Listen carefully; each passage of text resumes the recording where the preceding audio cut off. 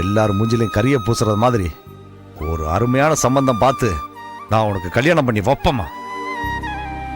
எனக்கு அந்த நம்பிக்கை இருக்குப்பா. சார் இத வந்துட்டேன். அந்த ஜோசியரை வர சொல்லியிருந்தேன், பணம் கொடுத்து அனுப்பிட்டு வரேன். இல்லைன்னா மாப்பிள்ள வராத விஷயத்த ஊரு புறாவும் பரப்பி நார் அடிச்சிடுவான். அம்மா அப்பா, யாராவது உங்ககிட்ட மாப்பிள்ளை வீட்டுக்காரங்க ஏன் வரலன்னு கேட்டா என்ன சொல்லுவ?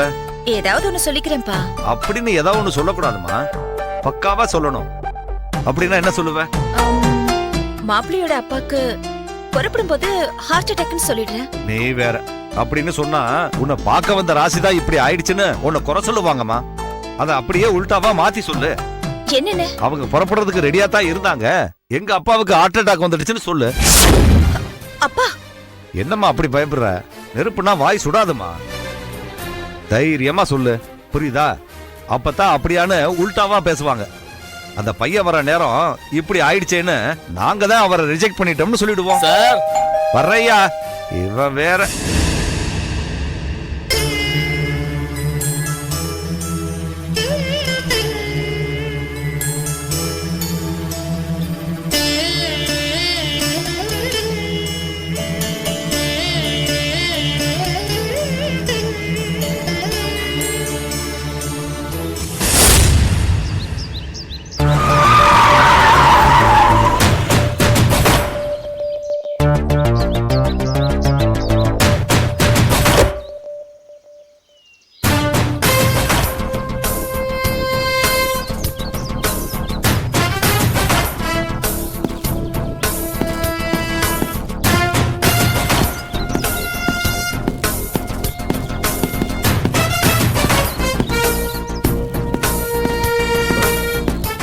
Chaitanya, hi, I am Gurudas.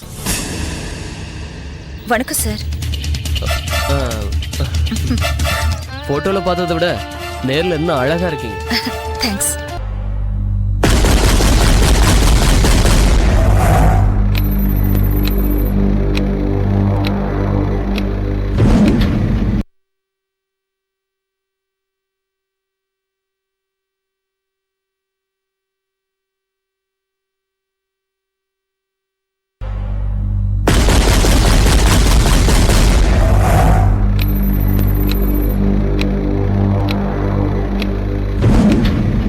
திடீர்னு எனக்கு ஃபோன் பண்ணி ஏன் தனியா சந்திக்க வரணும்னு சொன்னோன்னே எனக்கு ஒண்ணுமே புரியல.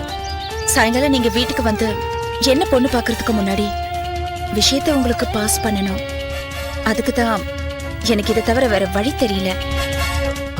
அந்த அளவுக்கு என்கிட்ட சொல்ல போற விஷயம் இம்பார்ட்டன்ட் இல்லைன்னா நீங்க என்ன வர வச்சிருக்க மாட்டீங்கன்னு எனக்கு புரிஞ்சது. சொல்லுங்க, நான் என்ன ஹெல்ப் பண்ணணும்? என்னோட ஃப்ரெண்ட்ஸுங்க சில பேரை நீங்க என்ன பொண்ணு பார்க்க வரும்போது கூட்டிட்டு வரணும். அவ்வளோதானா? ஓகே. ஃப்ரெண்ட்ஸ்னா கேர்ள் ஃப்ரெண்ட்ஸா இல்லை பாய் ஃப்ரெண்ட்ஸா? எனக்கு பாய் ஃப்ரெண்ட்ஸ் எல்லாம் கிடையாது சார், கேர்ள் ஃப்ரெண்ட்ஸ் மட்டும்தான். நான் சும்மா கேட்டேன், நீங்க சீரியஸா எடுத்துக்கிட்டீங்களா? இல்ல சார், நானும் ஜோவியில தான் எடுத்துக்கிட்டேன். ஹே, இட்ஸ் ஓகே. உங்க ஃப்ரெண்ட்ஸ் எங்க வருவாங்க சொல்லுங்க, வேணும்னா அவங்களுக்கு இன்னொரு கார் அனுப்பிச்சிடுறேன். ஐயோ அப்படியெல்லாம் வேணாம் சார், ப்ளீஸ். கொஞ்சம் சிரமம் பார்க்காம நீங்களே பிக்கப் பண்ணிட்டு வந்தா நல்லது. அப்படியா? சரி, எங்க பிக்கப் பண்ணோம் உங்களை? 2 பேரை டிசிவி ஹாஸ்பிட்டல் கிட்ட பிக்கப் பண்ணணும். டிசிவி ஹாஸ்பிட்டலா? ஆமாங்க சார், நீங்க கூட அந்த பூஜாவை கூட்டிட்டு போனீங்களே. அந்த ஹாஸ்பிட்டல்ல பூஜாவை? எனக்கு எல்லாம் தெரியும் சார்.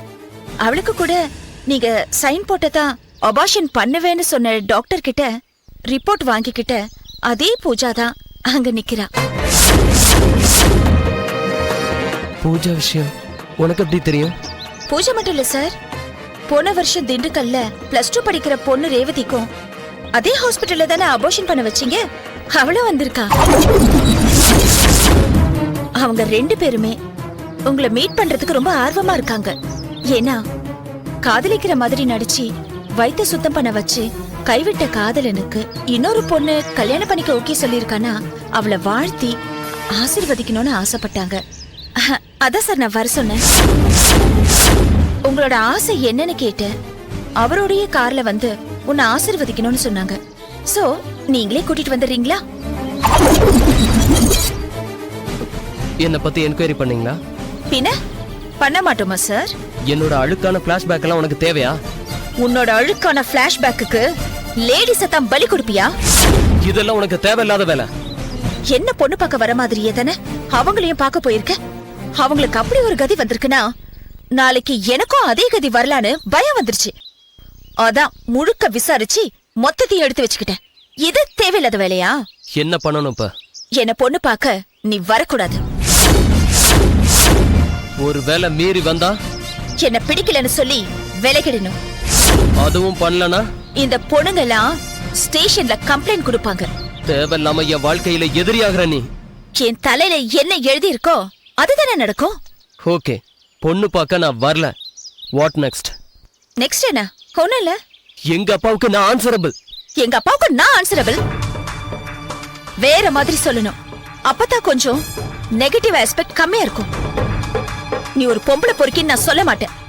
சொன்னா அவர் மனசு காயப்படும். தேவையில்லாத விஷயம் பேசி அவங்கள டென்ஷன் ஏத்துறதை விட அமைதியா நமக்குள்ளேயே பேசி அண்டர்ஸ்டாண்டிங்ல பிரிஞ்சுட்டா ரொம்ப நல்லது. அதுக்கு தான் காதும் காதும் வச்ச மாதிரி சொல்றேன். எங்க அப்பாவுக்கு ஒரு ஃபோன் பண்ணி சின்ன பிடிக்கலன்னு சொல்லிடுங்க.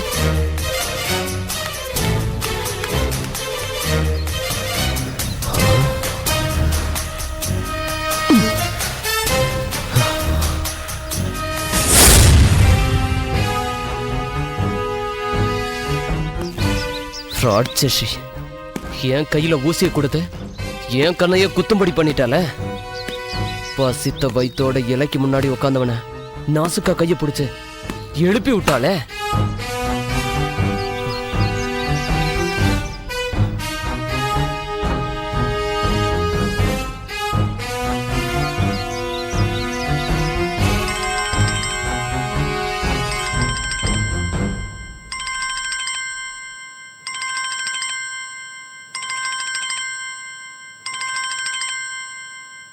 ஹலோ, இப்ப சந்தோஷமா? ரொம்ப சந்தோஷம் சார். எங்க அப்பாவுக்கு நான் எந்த எக்ஸ்பிளனேஷனும் இனிமே கொடுக்க வேண்டிய தேவையில்லை. உங்களால என் வாழ்க்கை கெட்டு போச்சேன்னு அவர் இனிமே எந்த வருத்தமும் பட தேவையில்லை. Anyway, thanks for calling. வச்சிட்டுமா? ஹலோ, என்ன? ஃபோன் பண்ணது நானு. அது தெரியும். நான் ஃபோன் பண்ணியிருந்தேன்னா ஏதோ ஒரு முக்கியமான விஷயத்த சொல்லத்தானே ஃபோன் பண்ணிருப்பேன். இருக்கலாம், அதுக்கு என்ன? அந்த விஷயம் என்னன்னு கூட கேட்காம நீ பாட்டுக்கும் படபடன்னு பேசிட்டு போனை வைக்கிற. நீங்க சொல்ற விஷயத்தை கேட்டு எனக்கு என்ன உபயோகம்? கேட்காம விட்டுட்டா எனக்கு என்ன நஷ்டம்? ரெண்டுமே இல்ல. அதனால குட் பை. என்ன சார், குரல் டெசிபிள் ஏறுது? நீ வென விதைச்சிருக்க. அத கூடிய சீக்கிரம் அத அறுவடை செய்ய வேண்டிய நிலைமை வரும். புரியல. ஒரு ஆம்பளைய சின்ன எந்த பொண்ணும் நிம்மதியா வாழ்ந்ததா சரித்திரமே கிடையாது. எனக்கு கல்யாணம் நடக்கும்போது பத்திரிக்கை வைக்கிறேன் சார். இந்த மாதிரி எல்லாம் பேசி வீணா ரிலேஷன்ஷிப்ப ஏன் கெடுத்துக்கிறீங்க? முகம் அழகா இருக்குன்னு ரொம்ப ஆணவம் புடிச்ச அலையாத. பொறுக்கி பசங்க மூஞ்சில ஆசிட் ஊத்திட்டானுங்கன்னா நான் இல்ல, எந்த ஆம்பளை பையனும் ஜென்மத்திலையும் உன் மூஞ்சிலே முடிக்க மாட்டானுங்க. அப்புறம் உனக்கு அப்படி கல்யாணம் நடக்குதுன்னு நான் பாக்குறேன்.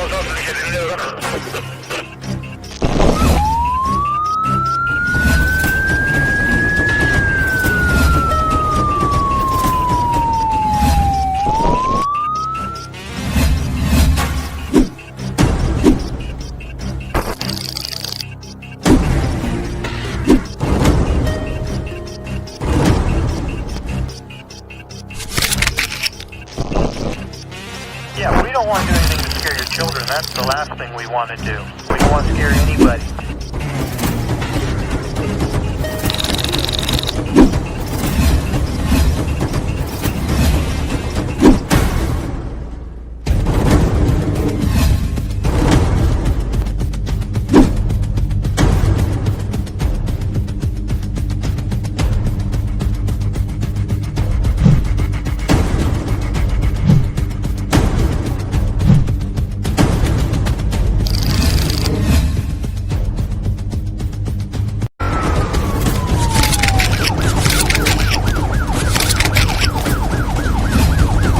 Yeah, we don't want to do anything to scare your children. That's the last thing we want to do.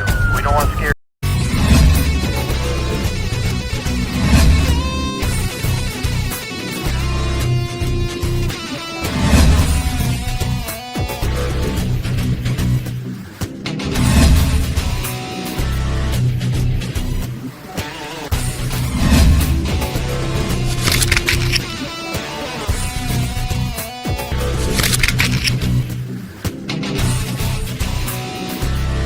If you enjoyed this video, kindly like, share, comment, and for further our interesting videos, subscribe our channel below.